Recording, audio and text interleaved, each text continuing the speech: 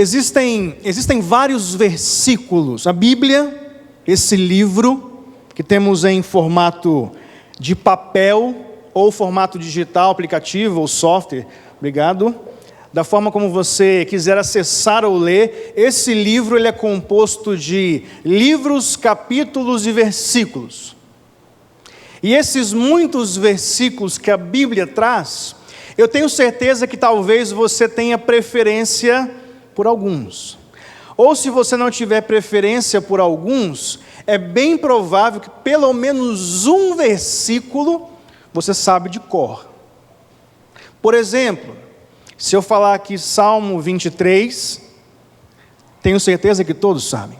O Senhor é meu pastor, nada me faltará. E veja bem, não é e nada, é nada, vírgula. Deixa eu contar um caso para vocês. Eu era embaixador do rei. Isso é muito sério e triste para mim. Preste atenção. Eu era embaixador do rei, tinha meus 15, 16 anos, e para quem não sabe, é um grupo de meninos que se reúne para aprender da palavra de Deus, conhecer mais a Deus, e se encontram entre igrejas, e competem entre si para saber quem mais sabe de Bíblia. Existe uma competição chamada debate de versículos, onde quem souber mais versículos e falar ganha a medalha. E eu me lembro o seguinte, eu estava na igreja de Cobi de Cima, eu acho, ali em Vila Velha, e preste atenção, só tinha 4 pessoas, e eu era bom de versículo, era bom, não é modéstia não, tinha 4, era certo que eu ia ganhar, estava certo, uma medalhinha era certo, o terceiro, o segundo, o primeiro lugar, o terceiro estava garantido. Beleza, vem lá o Igor, confiante, né? Chegou lá, o maior, com 15 anos de idade, sua vez, fale o versículo. Aí a pessoa, o conselheiro, fica com a minha Bíblia na mão, para poder examinar se o que eu estou falando é de fato o que está ali, né? E eles usam a mesma Bíblia que eu estudo. Como a gente sabe que existem várias versões, então pode ser que uma versão esteja diferente da outra. Então eu falei, para começar, né? Me impus. Salmo 23, 1. Todo mundo, fala sério. E eu falei, o Senhor é meu pastor e nada me faltará. Aí o rapaz falou assim, repete por favor.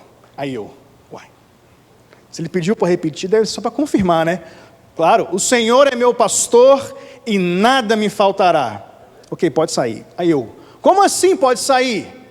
Eu errei, não existe e.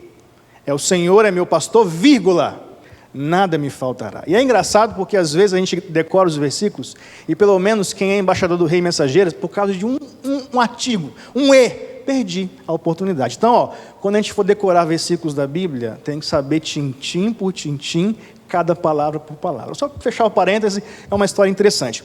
Certamente você sabe pelo menos um versículo, esse que eu falei é um deles. Talvez você saiba aquele versículo que diz, celebrai com júbilo ao Senhor todos os moradores da terra. Ou então, esse que nós acabamos de ler.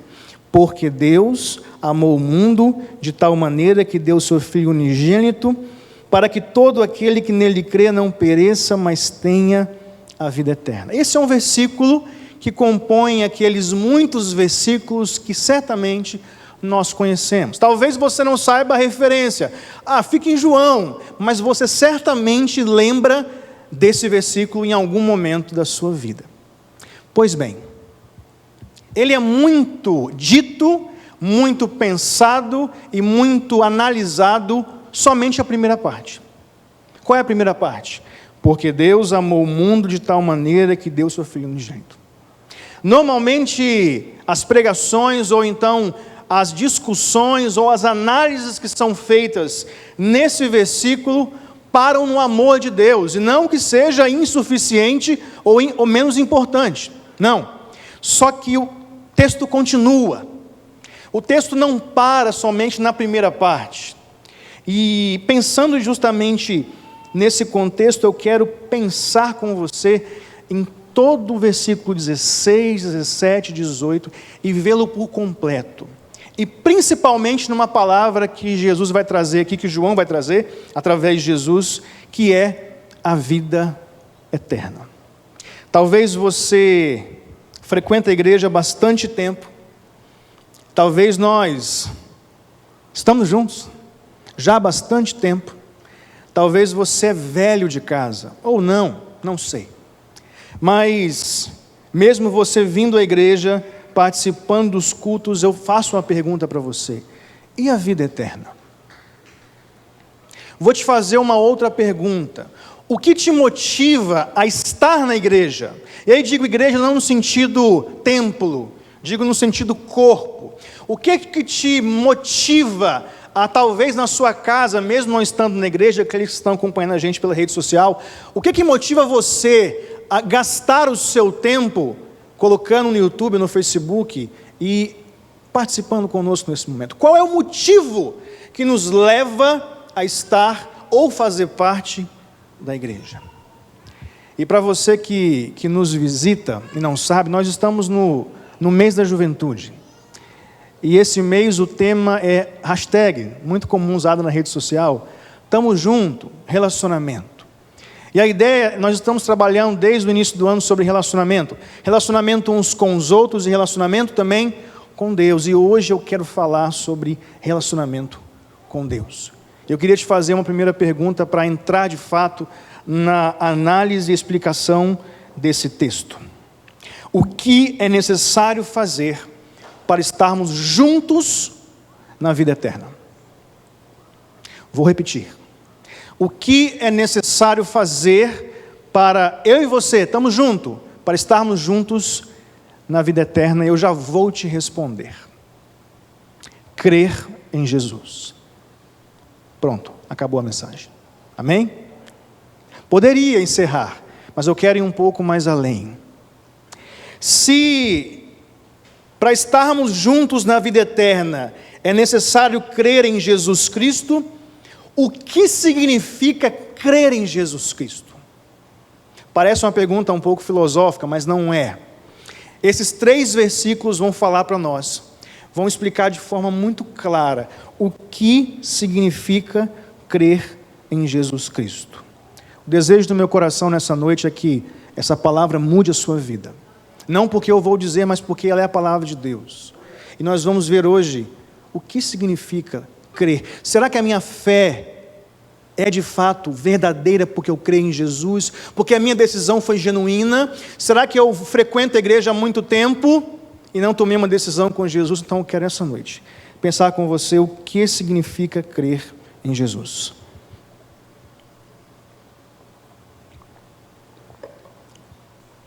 E a primeira reflexão que eu faço, o primeiro ensinamento do texto, é que crer em Jesus é reconhecer verdadeiramente o amor de Deus. A primeira parte do versículo 16 de João vai dizer o seguinte: porque Deus amou o mundo de tal maneira que deu o seu Filho unigênito. Se eu puder resumir esse ponto em uma palavra só, eu diria constrangimento.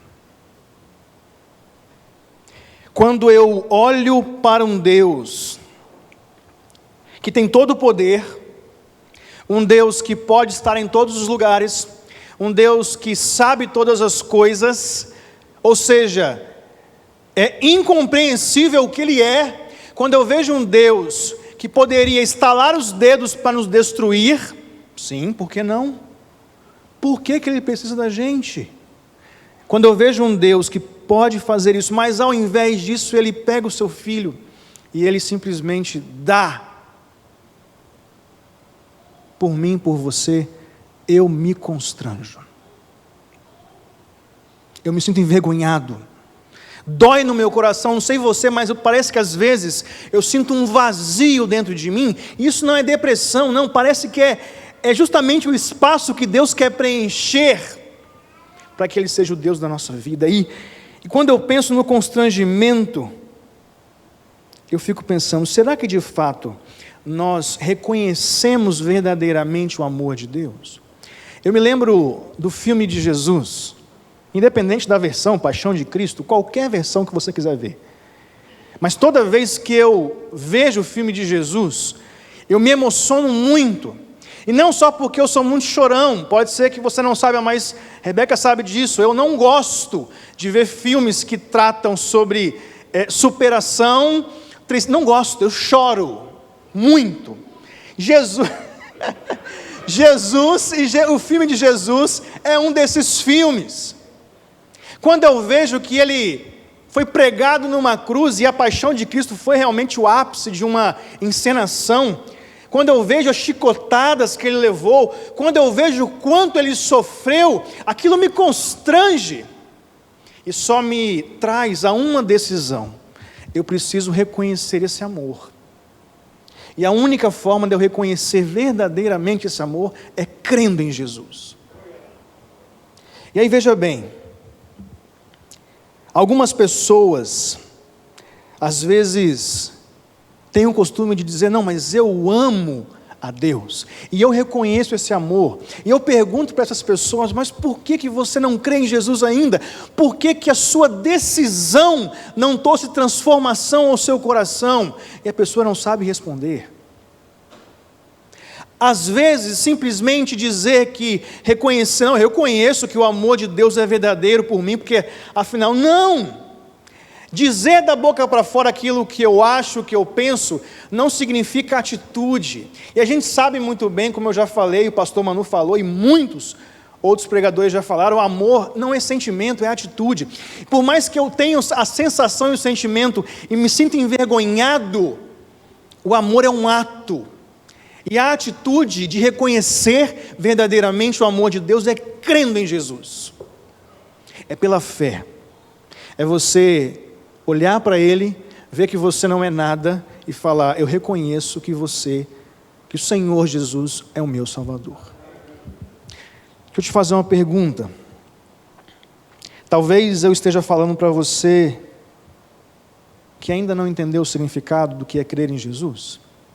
E aqui eu não digo só para quem não tenha talvez ainda crido nele. Mas será que existem aqui hoje pessoas que estão na igreja já há bastante tempo e que verdadeiramente não tomaram uma decisão que transformasse a sua forma de viver? Porque crer em Jesus é uma conversão. E todo mundo sabe que a gente usa o termo conversão, e conversão, para quem anda de carro, sabe muito bem que é eu ir numa direção e eu voltar contrário àquela direção. Então, se nós, de fato, dissermos: não, eu reconheço verdadeiramente o amor de Deus, porque Ele amou o mundo de tal maneira que deu o seu Filho, então você crê em Jesus. Ah não, mas eu ainda não tenho certeza. Então você não crê, e você não reconhece o amor de Deus. Só estaremos juntos na vida eterna. Estamos juntos, não é o tema da juventude? Só estaremos juntos na vida eterna se crermos em Jesus. O segundo ensinamento que esse texto fala ao meu coração, essa reflexão, é que crer em Jesus é receber a vida eterna.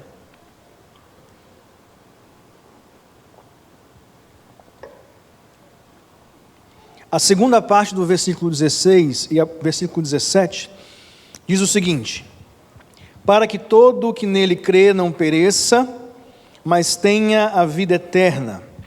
Porque Deus enviou o seu Filho ao mundo, não para que condenasse o mundo, mas para que o mundo fosse salvo por ele.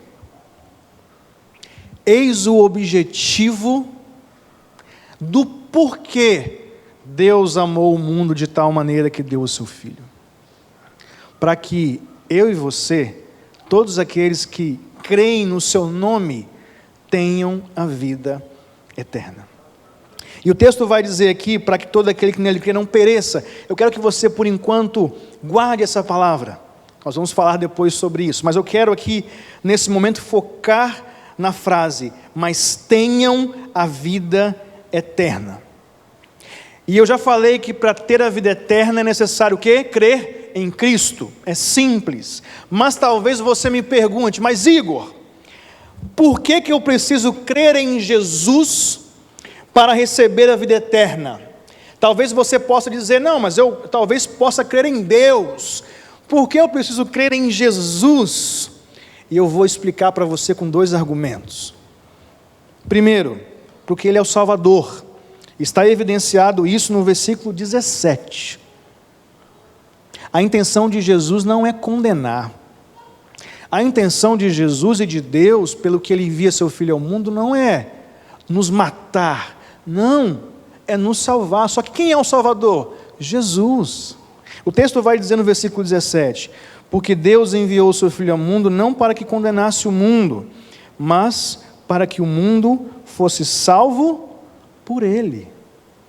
Se existe alguém que morreu no nosso lugar, que conhece o que nós passamos, alguém que podemos simplesmente dizer, não, Ele sabe o que eu passo, esse é o Salvador.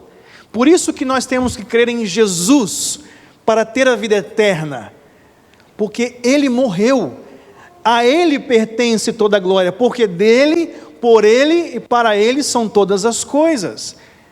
O segundo argumento, além do versículo 17, do porquê que eu preciso crer em Cristo para receber a vida eterna, eu quero voltar com você lá na criação, lá no Jardim do Éden. Você sabe muito bem que Deus criou o mundo, Deus criou o homem perfeito,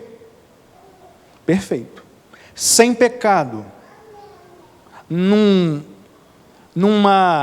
localização onde o próprio Deus se encontrava com eles. O homem faz o quê? Junto com a mulher, peca. E eles simplesmente se afastam da glória de Deus. E Gênesis 3,15 vai dizer que, mesmo vocês pecando, mesmo vocês fazendo o que é errado, eu ainda vou cuidar de vocês, eu ainda amo vocês e eu vou enviar aquele que vai esmagar a cabeça da serpente. Quem é esse? Jesus. Desde o começo, Jesus Cristo era o Salvador. E aí, na condição do homem cego, porque agora está afastado de Deus, quem é a pessoa que vai nos levar até Deus? Jesus. E talvez você possa dizer, mas Igor, eu ainda prefiro crer em Deus. Meu irmão, Jesus é Deus.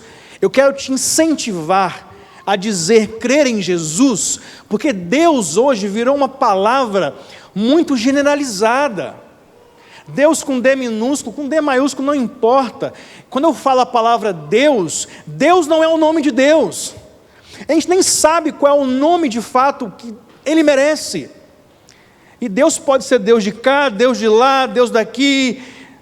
Então diga Jesus, porque Jesus é o Filho de Deus e também é Deus. Então quando a gente entende isso, a gente compreende o que é ter ou receber a vida eterna. E mais uma vez, talvez você frequente a igreja há anos e acha que isso é suficiente. Eu vou repetir. Talvez você frequente a igreja há anos e acha que só o fato de estar na igreja, de frequentar uma igreja, significa que você vai ter vida eterna. Escute, a vida eterna não se conquista frequentando uma igreja. Segundo, a vida eterna não se conquista simplesmente na amostragem, eu vou falar amostragem, de levantar a sua mão e dizer, não, eu recebo Jesus. E outra coisa, a vida eterna não se conquista mergulhando nessa água. Não. A vida eterna se conquista na mudança do seu coração. Quando você olha para Jesus, e aí independente se você vem à igreja, se você levanta a mão, está no seu quarto, não importa o lugar, mas a partir do momento que você crê em Jesus, a sua vida é transformada. Isso é crer em Jesus. E será que talvez a nossa fé, um dia apresentada de alguma forma, seja levantando a mão, seja no meu quarto, foi de fato algo que transformou o nosso coração? Ei, segundo aos Coríntios 5,17, aquele que está em Cristo é o quê? Nova criatura. Fica para trás o passado. Não tem como sermos a mesma pessoa. E ainda assim, Paulo vai dizer em Romanos 10, versículo 9, se nós confessarmos com a nossa boca que Jesus Cristo é o Senhor, e crer com o quê? Coração, que Ele ressuscitou dos mortos, seremos salvos. Meu irmão, não é um ato da boca para fora que vai dizer para você mesmo, ou que vai fazer com que você seja salvo. Você só vai receber a vida eterna se você crer em Jesus do fundo do seu coração. E isso só você pode experimentar.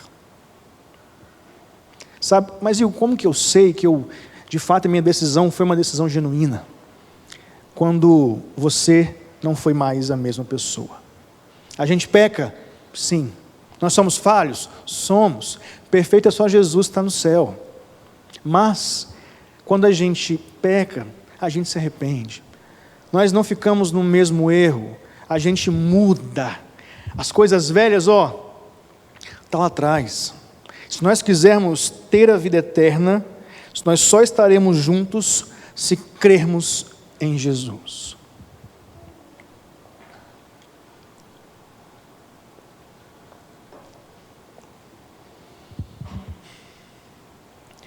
A terceira lição, ensinamento que esse texto traz à nossa vida, é que crer em Jesus é estar livre da condenação.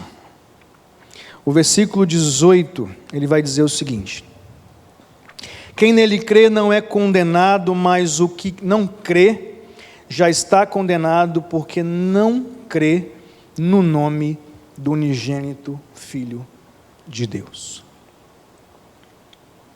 Crer em Jesus é estar livre da condenação. No versículo 16, na segunda parte, eu falei para você ignorar um pouco o não pereça, porque Deus amou o mundo de tal maneira que deu seu Filho unigênito para que todo aquele que nele crê não pereça. Eu quero que você relembre esse versículo. E eu quero pensar com você justamente nesse versículo 18. Quem nele crê não é condenado, mas o que não crê já está condenado, porque não crê no nome do unigênito Filho de Deus. Existe um debate não, uma discussão, sem nem ser sinônimo, mas existe pessoas que não entendem um Deus que é amoroso, e ao mesmo tempo justo, e ao mesmo tempo possui uma ira, que vai ser derramado contra a humanidade, de fato aqueles que não creem em Jesus.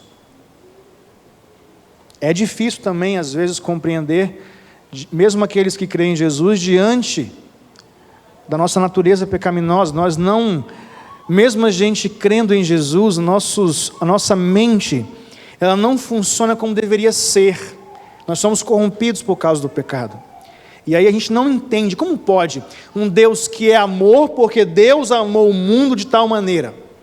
Como pode um Deus que deu o seu Filho por amor, ao mesmo tempo dizer que Ele vai condenar aqueles que não creem em Jesus? Não bate. Bate sim. Eu vou explicar para você. Sabe qual é o problema? As pessoas são muito ingratas. E você vai entender onde eu quero chegar. Já faz milhares de anos que Jesus morreu. Para ser mais específico, fazem mais milhares de anos ainda que desde o Antigo Testamento Ele vem sendo profetizado como Salvador. Oportunidade nunca faltou. Alguém pode dizer que não teve a oportunidade aqui de ouvir falar de Jesus? Não. Esse é o problema. Oportunidade não falta, mas as pessoas reclamam. Sabe por quê? As pessoas querem um Deus de pelúcia. Um Deus que elas podem amoldar da forma delas. Não é um Deus bíblico, que ao mesmo tempo ama, cria a humanidade com muito amor, e a gente quer questionar, se Ele sabe que as pessoas vão pecar, por que Ele cria? Porque Ele é Deus. Enxergue, meu querido, o amor de Deus na criação, e mesmo que Ele saiba que o ser humano ia pecar, enxergue o amor de Deus na misericórdia, no cuidado, no fato de, mesmo diante do pecado, Ele trazer roupa para eles. Enxergue que isso é amor. As pessoas acham que amor é a ótica humana, é o amor de eu com a minha esposa, eu com os meus amigos. A gente não tem compreensão do que é o amor de Deus. E eu só digo uma coisa para você: oportunidade não falta. E as pessoas confundem justamente aquilo que eu acho como Deus deve ser, como realmente Ele é. E Ele é um Deus amoroso? Glória a Deus por isso. Tão amoroso que ainda dá tempo. Não falta oportunidade para que todos nós possamos crer em Jesus, possamos ter a vida eterna e possamos estar livres da condenação. Não falta oportunidade. E maior exemplo, eu vou dar outro exemplo. O calendário judaico acredita que nós estamos mais ou menos há 5.800 anos de existência, desde quando Jesus criou a humanidade. Não estou aqui no mérito para dizer se isso é um fato. A ciência possui argumentos históricos para comprovar que são milhões. E a gente não sabe também, desde a criação do mundo, e Deus criou a luz ali, a terra sem forma e vazia, a gente não sabe quantos anos ali passou, pode ser milhões de anos. Só que o povo judeu entende, e eu achei interessante, que a existência da humanidade, do mundo, tem aproximadamente 5.800 anos. Jesus disse para Pedro que ele deveria perdoar quantas vezes os irmãos? 70 vezes 7. Quantos anos normalmente o ser humano vive? 90? De 70 a 100 anos, vamos botar assim. Eu e você perdoamos uns aos outros por aproximadamente 70 a 90 anos, até Jesus voltar. Mas 90 anos é o tempo que a gente tem que suportar. Deus está suportando eu e você há 5.800 anos. 5.800 anos que o cálice da ira de Deus está enchendo, e de vez em quando cai um pouquinho. Veio o dilúvio. De vez em quando cai um pouquinho. Aí o povo de Israel é extinto para o exílio. De vez em quando cai um pouquinho. O templo de Jerusalém é destruído. E vai caindo, até um ponto que vai se derramar. E nós não podemos ignorar isso. Deus é um Deus amoroso? Muito. É um Deus justo? Muito. E ao mesmo tempo é um Deus que está cheio de ira. Uma ira boa. Não do nosso ponto de vista, porque a gente não sabe o que é ira boa. Mas Deus sabe.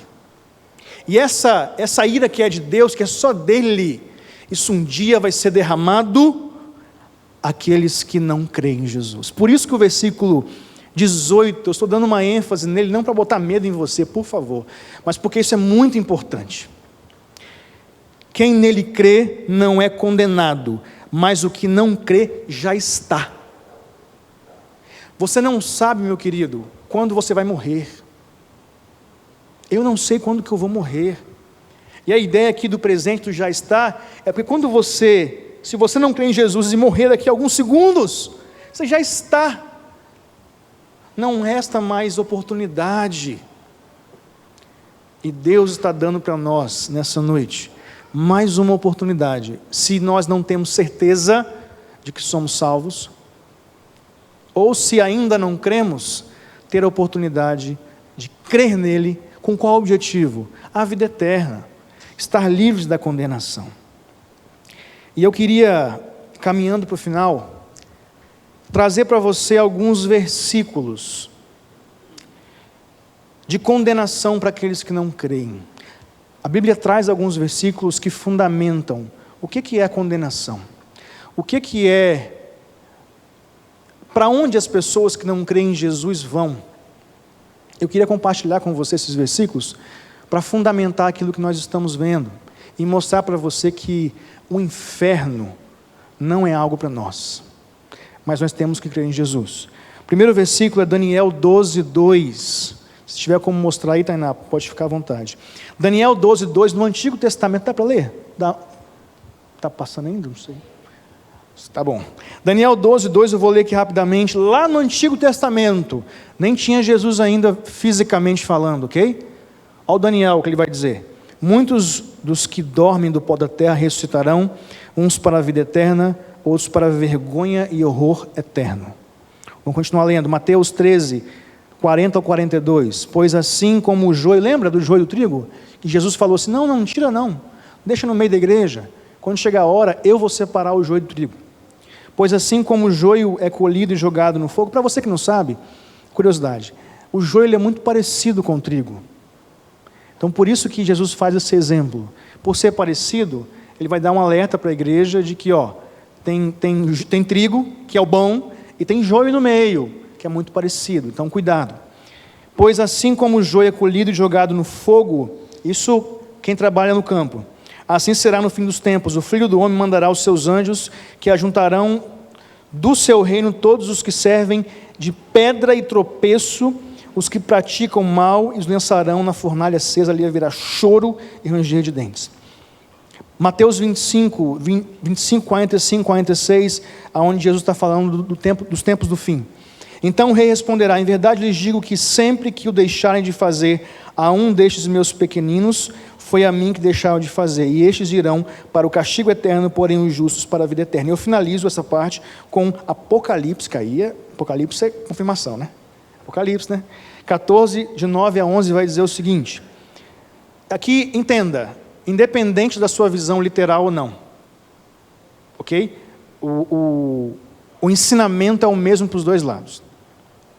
Seguiu-se a estes outro anjo e o terceiro anjo, dizendo com voz forte: se alguém adora a besta e a sua imagem, recebe a sua marca na testa ou na mão, também esse beberá do vinho do furor de Deus, preparado sem mistura no cálice de sua ira, e será atormentado com fogo e enxofre diante dos santos anjos, na presença do Cordeiro. A fumaça do seu tormento sobe, escute, para todos sempre, e os adoradores da besta e da sua imagem, e quem quer que receba a marca do nome da besta, não tem descanso algum, nem dia nem à noite.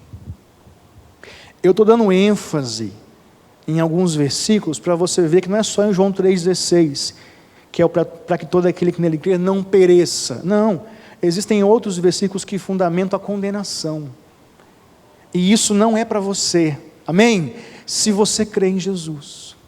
Mas não acaba por aí não. Eu não quero fechar na condenação. Eu quero deixar o melhor para o final. E o melhor é a promessa para aqueles que creem em Jesus. E aí eu me recordo de Apocalipse 21, nos versículos 3, nos versículos 5. Sabe quando você faz quem cozinha aqui sabe disso, né, Leandro? Quando você está fazendo ali a comida ali, dá aquele cheiro na comida, e aí você vai lá querer beliscar um pouquinho, né? Aquele cheiro, às vezes, você quer comer aquilo ali, tira a mão. Ainda não, né? Mas você consegue degustar um pouco do que é aquela comida. Ou quando você está fazendo um churrasco, que põe a picanha no meio ali, aí sobe aquela fumaça da gordura, amém? E aí você sente aquele cheiro, e você fala: eu preciso degustar isso. Mas só completa a comida quando você come ela toda. O que nós vamos ler aqui é Jesus nos passando uma degustação do que é o céu. Leia comigo, Apocalipse 21, 3 e 5 diz o seguinte, está aparecendo aí, Tainá. Promessa para os que creem em Jesus. Então ouvi uma voz forte que vinha do trono e dizia: eis o tabernáculo de Deus com os seres humanos. Deus habitará com eles, eles serão um povo de Deus, e Deus mesmo estará com eles e será o Deus deles. Preste atenção nessas frases agora. E lhes enxugará dos olhos toda lágrima, e já não existirá mais morte, já não haverá luto, nem pranto, nem dor, porque as primeiras coisas passaram. E aquele que estava sentado no trono disse: eis que faço nova todas as coisas. E acrescentou: escreva, porque essas palavras são fiéis e verdadeiras. Quando eu leio esse versículo, e principalmente quando eu leio que não vai ter mais morte, não vai ter mais dor, e aqui dor, irmão, é dor no sentido física, e dor sentimental, dor emocional. Tem dor emocional que às vezes fere mais, a gente sente mais do que dor física. Imagina um lugar, e aqui eu não estou nem sendo fantasioso de pensar em ruas de ouro, paredes de jasmim, não. Isso daqui é o simples, mas o admirável. Deus te recebendo quando você morrer, ou quando Ele voltar para nos buscar, enxugando dos seus olhos todo sofrimento e lágrima daquilo que você passou, tudo que você viveu perante o quanto você suportou nessa terra, o quanto você foi humilhado pelo nome de Jesus, maltratado pelo nome de Jesus, o tanto que as pessoas disseram que o seu Deus não existia, que Ele não tinha poder. Ele vai enxugar dos seus olhos toda lágrima. Você não vai ter mais dor, não vai ter mais morte, nem sofrimento. Acabou. Vida eterna. Parece jogo de videogame, mas não é. Você vai ganhando as vidinhas lá, né? Até chegar em fim. Não, isso é verdade, isso não é conto de fábula. Isso é verdade, mas só aqueles que creem em Jesus experimentarão da vida eterna, da promessa de Deus. Só estaremos juntos na vida eterna se crermos em Jesus. E eu concluo com a seguinte pergunta: há uma condição tanto para a vida eterna quanto para a condenação eterna. Se eu crer em Jesus, eu tenho vida eterna. Então, deixei de lado a condenação. Se eu não creio em Jesus, eu não tenho a vida eterna. Deixei de lado a vida eterna. Se há uma condição, se é preciso crer, a minha pergunta é: nós estamos juntos em qual dos dois? Na vida eterna ou na condenação eterna?